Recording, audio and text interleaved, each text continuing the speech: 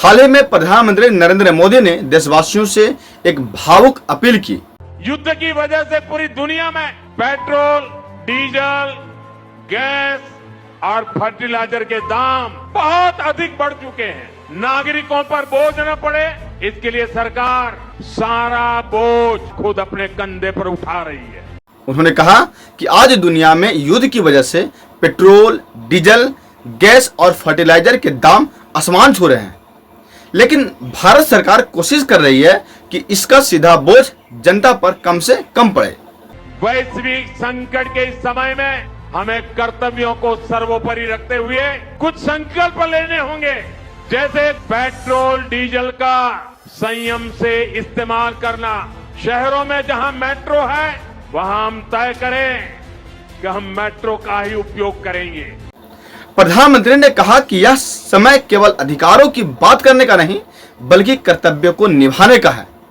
उन्होंने देशवासियों से अपील की कि जहां मेट्रो उपलब्ध है वहां मेट्रो का उपयोग करें, जरूरी हो तभी कार निकाले और 1 साल के लिए गोल्ड ना खरीदे। साल भर तक घर में कोई भी फंक्शन हो, सोना नहीं खरीदेंगे। उन्होंने यहां तक कहा कि अगर हम खाने में तेल की खपत कम कर दें तो इससे देह सेवा भी होगी और देश सेवा भी। अगर हम तेल खाना कम करें ना, देश सेवा भी होगी और देह सेवा भी होगी। साथियों, यह पहली बार नहीं है जब देश ने कठिन परिस्थितियों का सामना किया हो। जब इंदिरा गांधी प्रधानमंत्री थी तब भी देश आर्थिक संकट और खदानों की कमी से जूझ रहा था। उस समय लोगों से अनाज बचाने और आत्मनिर्भर बनने की अपील की गई थी। देशवासियों ने त्याग किया, सहयोग किया और भारत धीरे धीरे मजबूत बनता गया।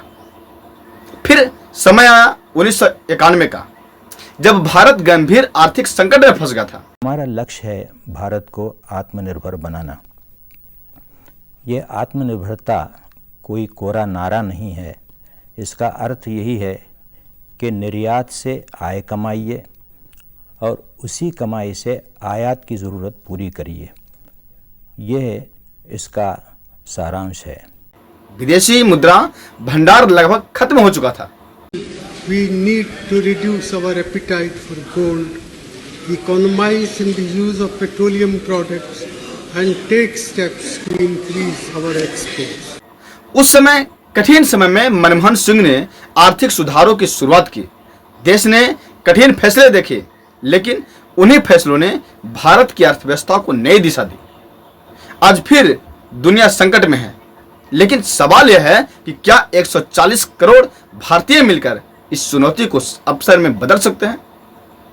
अगर हम लोकल चीजें खरीदें, ईंधन बचाएं, खेती में केमिकल फर्टिलाइजेशन कम करें और देश हित को सबसे ऊपर रखें, तो शायद आने वाला भारत और भी मजबूत, आत्मनिर्भर और विकसित बन सकता है। दोस्तों, आपको क्या लगता है?